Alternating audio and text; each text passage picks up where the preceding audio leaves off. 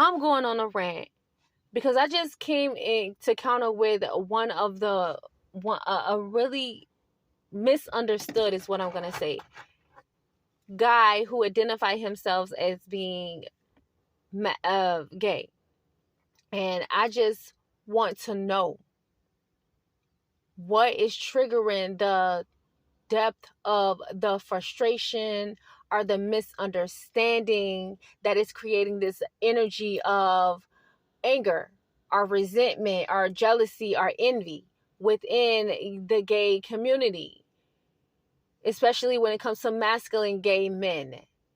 What's going on with you? Speak your truth, tell your story. Why are you angry? And especially at divine feminine. Why, when you see a woman who is divine feminine and then she does not cater to your senses in that kind of way, why are you lashing out to her? Because just as much as you are misunderstanding, she is too as well. I want to know where it derived from. What does it represent or everything like that? Where does it come from? Where does it stem from and everything like that? I just need to know where did it begin? And also with the masculine gay man, are you what is it that you are doing? What is it here that you are a representation of? What are you a part of? Where are you going? What is the outcome? What is the solution to who you truthfully are? So it's like it's the same thing as a tree, right? A tree, it has it's in alignment with the quality of air. Okay. So for masculine gay men, what are you a quality of? What are you wanting to be a part of? What are you attaching yourself to? And what is the outcome and the solution of that too as well? Because we all have a pivotal role in society to be in alignment so that the Earth's frequency can be raised higher and higher on a day-to-day basis. So if we are coming from a place where we are breeding negativity, then the frequency won't be raised. It'll only just stay there. It'll just be something that is minuscule and minute. We won't be able to break through any barriers and get to the real truth of things, because that is the common goal. That is a common goal here in society and in the community. It's breaking down the old to build up the new. But if we're constantly building up new and not breaking down the old, then those things are going to come back and bite us in the ass.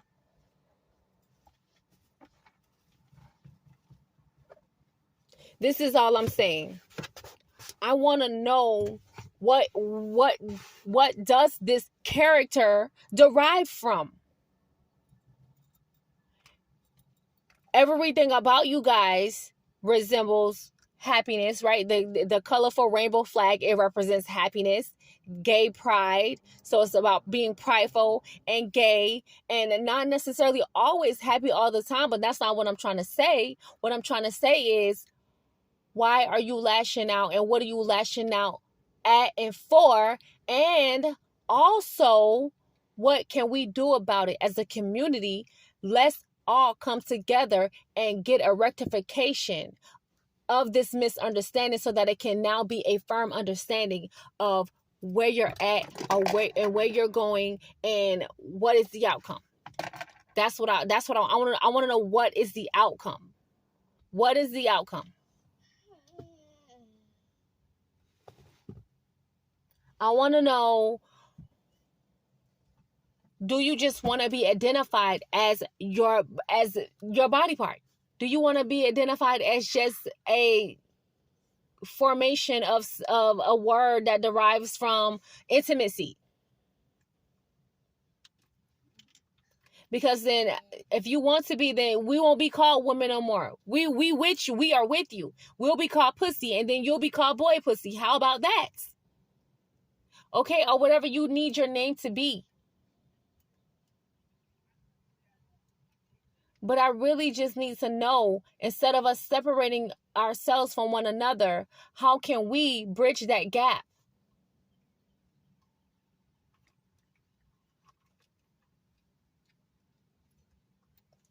what do we need to do? I do believe to a certain extent that when we start talking about these things together as a community, we're going to start breaking these things down and realizing how much of some things don't make sense when it comes to masculine gay energy and divine feminine, how it doesn't make sense. And then what makes sense, and then we'll be able to take those things that don't make sense and replace them with sense and sensibility. We can open up doors and give things new names, because a 3-letter word is not something that you should be able to be identified by.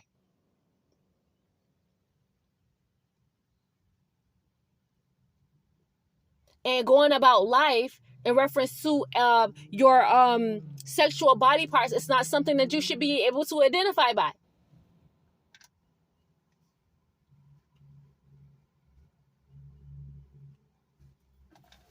What are you a product of? And what is a product of you is all I'm saying. They say love is love. Yes, love is love. That's absolutely correct. Love is love, right? So then don't break it down to something so minor. Love is universal. Love is a universal language. And it is a form of unconditionality or whatever. It's just like a nationality at this point. Yes. So just let's take a firm understanding and start realizing and opening up ourselves to the truth, and let's not be bombarded by illusions. Let's state facts. Let's open up ourselves to truths from here on out, from today on out. Not only are you scared, we are scared too as well. We're scared that we're going to be attacked. We're scared that we're getting ridiculed and identified as something that we're not.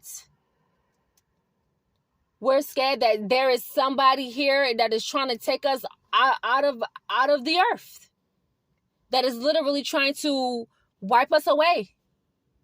But we didn't even do anything. We just gave birth, and we give life, and we try to do the best that we can. That's the only thing that we can do. But literally, these masculine gay men have came in, and they have first of all, it's okay for you to be being able to identify yourself as us, because if that's how you feel, then that's how you feel. Nobody has a right to tell you how you feel. But to come in and take so much from divine feminine and leave her with nothing, that I don't feel like that's okay. Because see, anything that's coming in as if vampire energy would be called just that. It would be called a blood-sucking vampire or energy vampire. So to honestly tell you the truth, instead of wrapping up all of these bad names, right? What is it that we can do in order to rectify this for yourself and ourselves too? Because we don't go out like chumps. Divine Feminine doesn't go out like chumps. But we also don't feel like it's okay for someone else to come in, and you would think the same for yourself too as well, for someone else to come in and protrude and retract what we already originally built up within ourselves, within the community, within the world, within life, a lifespan. And even beyond that, when it comes to generations, our generations and what we're building, our legacies, the rapport that we're building up for our families as well. Divine Feminine has a very, very big, huge duty in life. And if you are to identify yourself as more in your divine feminine energy, or in the likeness of, if you are a higher level or a lesser level than a divine feminine, what are you going after? What are you coming with? What is your formation? And what is the outcome? That's all we want to know. That's all we are trying to gather an understanding about. Because in society and in life and within our community, if it does not serve a higher purpose, then what is it doing? You're making it harder for us, is how I feel. Personally, just me, myself, speaking my truth. Because like I said, we all have a goal. We all come from different walks of life, but the one goal that we have in life, in this world, is to make sure that we are raising the vibrations of the earth, right? We have to make sure that we are all adopting a higher frequency. Because why? Because we want to live. We want to breathe. Because we want to make sure that we're continuously creating and allowing our generations to thrive and breed too as well.